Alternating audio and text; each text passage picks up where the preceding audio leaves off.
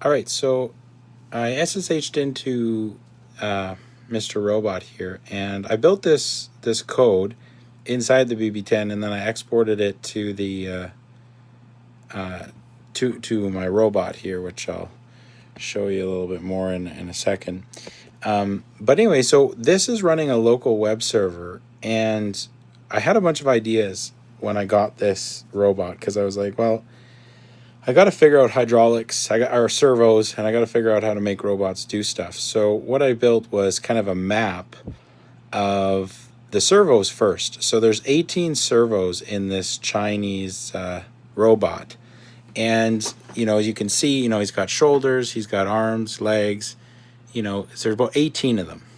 And what happens here is those servos all, to do an action, they all coordinate to different positions. So as you can see in this one column right here, it says in 500 milliseconds, execute all these positions for the servo to go to those positions, and then it does its thing, right?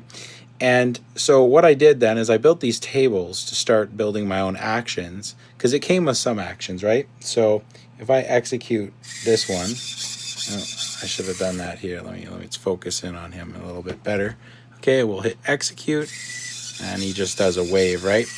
But how it works is it just, moves the servos into those positions, right? So this is a basic table that I built just to kind of map them so that I could make the robot do a whole bunch of different, moves.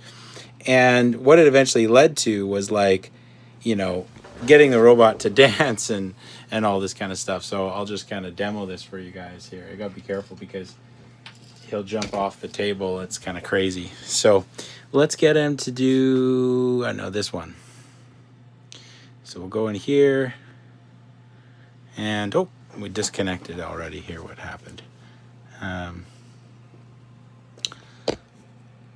All right, there we go. So let's execute this one.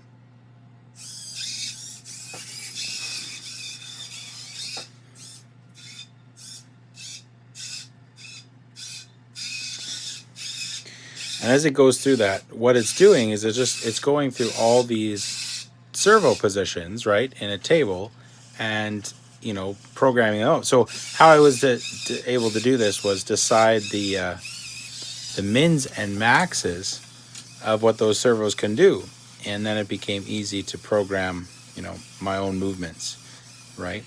And yeah, you can see